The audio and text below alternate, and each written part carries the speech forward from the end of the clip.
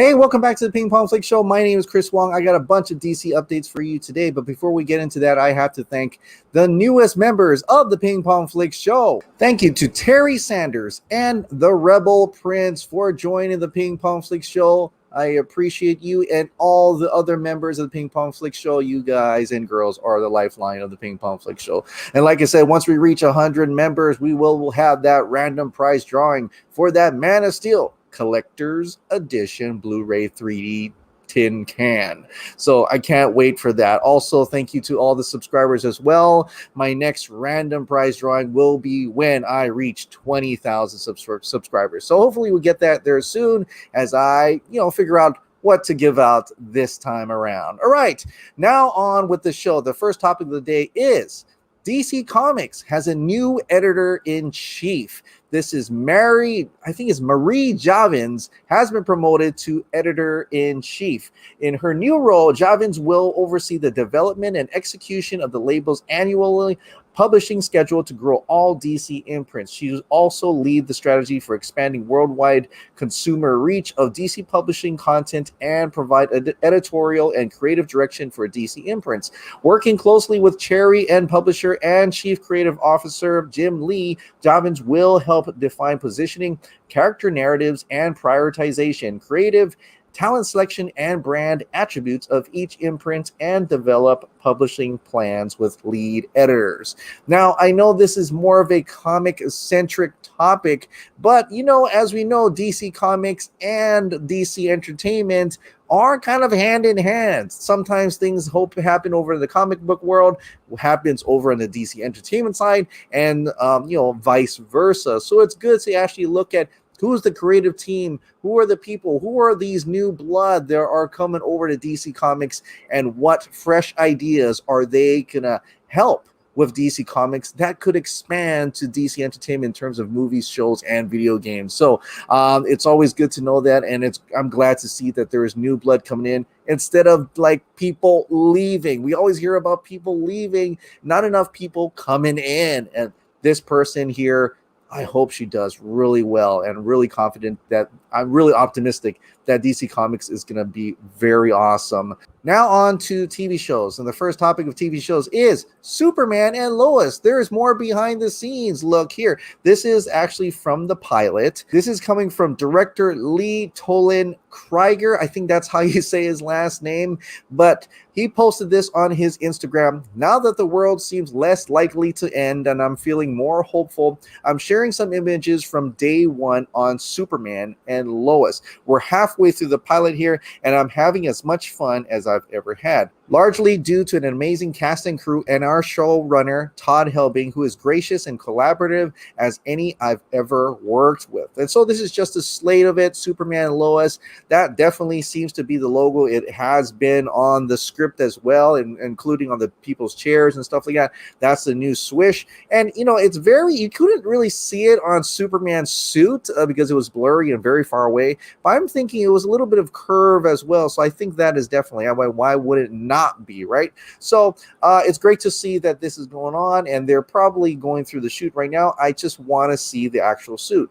And here you can't really see it, but there is Tyler Hoechlin right there. You can kind of squint and see that blue and red. That blue is definitely the darker blue, kind of like Supergirl on the CW, that darker blue with the red. And like some people have also noticed, the color scheme is very Man of Steel-ish. But definitely, he's very far away. I can't see it, but you can kind of, if you really squint, you can see that muscular outline there, like we saw in the leaked images, that really shows that this is a more tighter fitting, a more sculpted, maybe even padded, to show that muscular physique that usually you see in a Superman, right? And so I'm really excited to see what Tyler Hoechlin looks like as Superman. And I want, hopefully, now that we're getting some behind the scenes, this is when they finish pilot, they're shooting other episodes. I really want to see the official reveal of Tyler Hoechlin's Superman. So that's pretty exciting to see. The next show I'm going to talk about is Batwoman. There's more behind the scenes look for Batwoman, but this time we get to see a really good look at Batwoman's Batmobile. You see new images of Batwoman here and here. You can get sort of see the vehicle there, and there it is, the Batmobile for Batwoman. It looks awesome. It looks like really awesome, and you couldn't really see it far away, but it looks really cool. I don't know what type of vehicle that is. I'm gonna say it almost looks like the newer Corvettes, if I'm really looking at it. But that I love the little color scheme here, the red bat symbol here, the red outlines on the side. It looks great. I think this is really cool. I don't know if that was even in season 1. Like I said, I haven't seen Batwoman season 1 yet, but I'm really eager to take a look at Batwoman season 2. So hopefully I get through that before I get to the newest season for Batwoman. Another show that's coming to HBO Max is Titans. Titans season 3. Currently they're shooting right now, but we've got a little bit more information on Starfire. Apparently she's going to have a big Titans season 3. This is coming from BatmanNews.com. Speaking with TV Line, executive producer Greg Walker said, "We're planning a big season for Corey this year. The arrival of her sister or nemesis, Blackfire, launches Corey down a path where she uncovers both secrets and her past and clues to her destiny, all of which will lead to her true calling as Starfire. We have a few other surprises in store for hardcore Starfire fans this season." So we already saw a good look at Starfire, and now we're going to have Blackfire on that show as well. So it's going to be pretty exciting, especially for fans of Starfire. I think she only had like 1 or 2 episodes about her in the last season. So it's great to see a little bit more for her, and maybe because of the budget for Titan season 3, maybe we can actually expand and see some galactic stuff, maybe on another planet in space. I don't know how far they're going to get with Titan season 3, to be honest, but it's great to hear that Starfire is going to get some actual storyline there in Titan season 3, and to see how expansive that will actually be. Now, since we're talking about HBO Max is having a little bit problem getting onto Roku and Amazon. According to Lois Fernando, he said that they're trying to increase exposure without Roku and Amazon's help when HBO Max will have its content broadcast through TNT, TBS, and True TV during Thanksgiving from November 26 to 29, including The Flight Attendant, Batman v Superman, Titans, and others, and a sneak peek of the HBO Max original movie Super Intelligence. And I hope this actually works out, but it does seem like they're really trying to get people in the holidays and maybe saying, hey, you remember what you watched there? If you want to watch more, you have to go and sign up on HBO Max after the 29th. So I think this is in a way trying to get people to sign up somehow. But it still doesn't really, help when nobody has anything but Roku and Amazon. I mean, that's kind of a little bit of a problem. So hopefully something happens and Roku and Amazon actually accepts this HBO Max and they work something out to go through those negotiations and get Roku and have HBO Max on Roku and on Amazon by 2021, especially when the Snyder Cut comes out. And one of those things that you could probably access on HBO Max when this comes out are those Aquaman spin-offs on HBO Max. DC Versal tweeted this out, and this is actually coming from Daniel RPK's Patreon.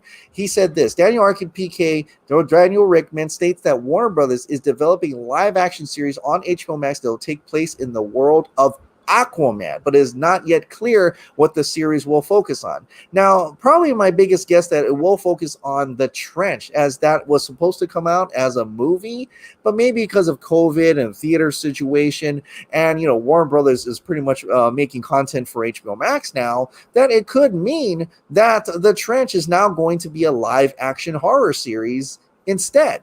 And I think that would be pretty awesome. I think that would really hook my interest and maybe go into that whole cryptozoology underwater, some horrific monsters and sea monsters and so on and so forth.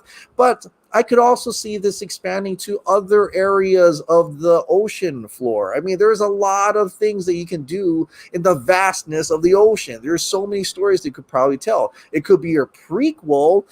It could be a spin-off of, certain characters from the Aquaman, or it could even be Aquaman himself. I mean, he is going to be on Zack Snyder's Justice League in that essentially a mini series. So maybe he'll have an adventure after that mini series. Maybe there's that other spin-off. Essentially that would have been Aquaman, but maybe after Aquaman, he could have a little adventure of his own on HBO Max, and leading up to Aquaman 2, perhaps. Maybe him and Mera get together. Maybe they have a kid. I don't know. I could think of so many things. Aqualad, I don't know. There's so many possibilities for a live-action Aquaman series, which is going to almost, in a way, almost contrast or be a correlation or parallel to what Patty Jenkins wanted to do with Themyscira, right? She was going to have some of that Amazonians spin-off series as well. This could be the Atlantean spin-off series in contrast to that world. And maybe they'll fight together. Maybe we'll have Flashpoint after all. I don't know. But it's exciting to see them explore and develop and expand DC onto HBO Max, and not just having another Aquaman movie, but the worlds in itself. And I think that could really be very compelling, really intriguing. And if it's really the trench, can probably be quite scary as well. But because we're talking about Aquaman series, DC Versal wants to remind us that this is actually the second series of HBO Max that will take place in the world of Aquaman. Because in January, they actually confirmed and actually broke the story deadline, in any case, had a Aquaman King of Atlantis, which is a green-lit HBO Max animated series by James Wan. And so if you don't remember, this is aimed to be at a family audience.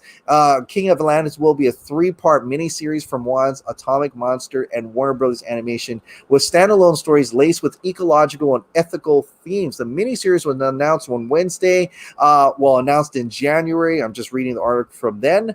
The synopsis from producers hints of a family-tilted tone. The series begins with Aquaman's first day in the job as King of Atlantis, and he's got a lot of catching up to do. Luckily, he has his 2 loyal royal advisors to back him up: Volko the scholar and Mera the water-controlling warrior princess. Between dealing with unscrupulous surface dwellers, elder evils from beyond time, and his own half-brother who wants to overthrow him, Aquaman is going to have to rise to the challenge and prove to his subjects and to himself that he's the right man for the Trident. So obviously, it's going to be a very cartoony, animated adventure for Aquaman, but it's in a way of expanding that as well. So maybe the live action will be much more mature, adult-oriented, or teen to a mature, and then we'll have the animated one for kids. But as you can see, they're talking about Aquaman in this animated, so it could be a possibility they'll even have a live-action Aquaman as well. And I think that's pretty exciting, especially now that they're getting a lot of this really awesome type of series that have almost, movie-type production budgets on them. This may be the way of the future. I can't lie. Now, I can't wait for the next movie, which is Black Adam, and because I want to see who's in it. There's a lot of cast of characters right there, but I really want to know if Superman is going to be in it. And, the teasing has not stopped. Apparently, Superman would beat Black Adam. This is actually according to Shazam star, which is Asher Angel. He thinks that Henry Cavill Superman would beat the Rock's Black Adam in the Super Showdown. This is of course, another interview from the Geek House show. When asked about Superman and if he could beat Black Adam, he says this: "That's tough. I don't know. I want to go with the good guy. I want to go with Superman, but I just don't know. Black Adam is very powerful. It's 2 very powerful characters, so I think I'm going to say Superman. I'm going to say Henry Cavill. No offense, Dwayne Johnson. You do your thing." Angel added, "I guess we'll see. We'll see if he proves me wrong, but I'm going to go with Superman right now." So it's almost, I don't know if he's really actually teasing that Billy Batson will actually, I don't know if he's actually teasing if Superman will actually show up in some form or in the future in Black Adam or maybe a Shazam sequel. But it seems like they're always having Superman brought up. And so my best guess would be that he will definitely show up in Black Adam, or at least in Shazam 2, or maybe Shazam 3, or maybe Black Adam 2. I don't know. Somewhere in the future of the Shazam verse, whether it's a Black Adam movie or a Shazam movie, Henry Cavill is definitely going to show up as Superman. And he's probably going to beat Black Adam, even though look at Black Adam, man. He is so huge. But you know what? Size doesn't mean anything. And Superman, my man, is definitely going to win. Definitely. This week is all about Zack Snyder's Justice League. Apparently, it's the countdown to Us United, which is on November 17th, and it looks like Victor Koo, Mighty Pegasus himself, has not let up some of the teasing. I could almost want to say he's teasing almost like Zack Snyder at this moment. What's going on here? But he's continuing to tease his Zack Snyder's Justice League set visit, whether he's going on another set visit or he's teasing the set visit that he's already been. Unclear, but he's teasing in any case. And so he put it out today. Sometimes life is a blur, but hashtag Us United, you can see through it. He's definitely at the airport. He's got his bags here, and he's definitely either on his way or come back. I don't know. He's also put this out. I was not aware of such place near me. Snyder Building. He's definitely teasing as we get closer and closer to November 17th. Now, I know some people says we're going to get some good stuff soon. I don't know personally, but this Us United is really meant to try to get the fandom back together. All these divisive factions or whatever, people blocking each other and things like that. They're trying to get everybody to say hashtag Us United. So if you want to join in and say hashtag Us United on November 17th, please do so. It's really more, to me, it's more of a celebration. Like, we did it, guys. That day, we really brought it out. We really just came together as a single fandom to ask the studio, to ask Warner Media, the company, to release the Snyder Cut, and they did. So it was an awesome time, and I really enjoyed it, and I know you guys did as well. So let's just come together on November 17th to celebrate it, and we'll see what happens. Nothing could happen, but at least we had a good time remembering what we did. This is the segment where I go to the Ping Pong Flix members' questions. So let's go into the members' questions. I'll start from the bottom this time. Jonathan Mueller asks, is there an actor cast to play Robin already? And I was scratching my head, but Ashraf Anim, he actually responded, and I think that's a good possibility. Zack's son, Eli Snyder, probably. That was actually a rumor back in the day where we thought Eli Snyder could probably play a good Robin, at least a stand-in for a Robin, and that could be the case. And this is really, if there is such a scene, and Dave the Film Junkie is right, then we'll definitely see a younger Robin, not have to be younger, but a Robin actually dying. And so it could just be a stand-in. He could just be set ablaze, things like that. So that they definitely could have Eli Snyder probably be in that. Next one is Belle Reeve. Hell yeah, what a great time to be a DC fan. And I honestly agree. Hey, Chris, what's up and how are you? What do you think we are getting on the 17th? I'm excited and counting the days. Like I said, I have no idea. I mean, Zack could drop something. Zack could not drop something, but all I know is that a lot of people are going to come together and say hashtag Us United in celebration for what we've done on November 17th. So hopefully, Belle Reeve, you join me. And if there's anything that happens at all, I'm going to be surprised and cheering and, aghast at whatever is going to happen. I don't know if anything's going to happen, honestly, but it's going to be fun, at least in a way to remember that we've actually done this. Next comment, I see Mr. Stokes. With everything unfolding with hints at the Robin storyline in Zack Snyder's Justice League in regards to Robin's death, I got a feeling we're going to be shown very shortly, but the insight into Robin's death and hearing a March release date for Zack Snyder's Justice League is very promising indeed. They must be ahead of all the visual effects. Yeah, I agree. I think they are. I mean, even though they've waited to do additional photography, they've never stopped the VFX. That was continuous, and it looks like they're right on time. It looks like even Garza says they're ahead of schedule. And so I think it's very promising that March does seem likely. So I'm really excited about that because it's like early 2021, and really intrigued to see, I mean, I don't want to see Robin's death, but that's such a pivotal moment in DC Comics history. To actually see that on a live action is going to be quite something. It's going to be quite something. Hard boiled. Looks like you got a fair amount of comments and questions for me. Eric Blake here. Considering his friendship with Ben Affleck, imagine Matt Damon as younger brother Dick Grayson, not a symbolic son. I'll say this: Matt Damon playing a hero who the bad guy kills so shortly after his intro would cause mass hysteria and riots in the street, much like the death of Margot Robbie's Harley Quinn. That's awesome. That sounds intriguing. That could definitely happen. But I'm going to say no. I don't think it's Matt Damon at all. And Harley Quinn's won't cause mass hysteria and riots in the street. It could for a lot of people who care about her, but that was really saved for Lois Lane.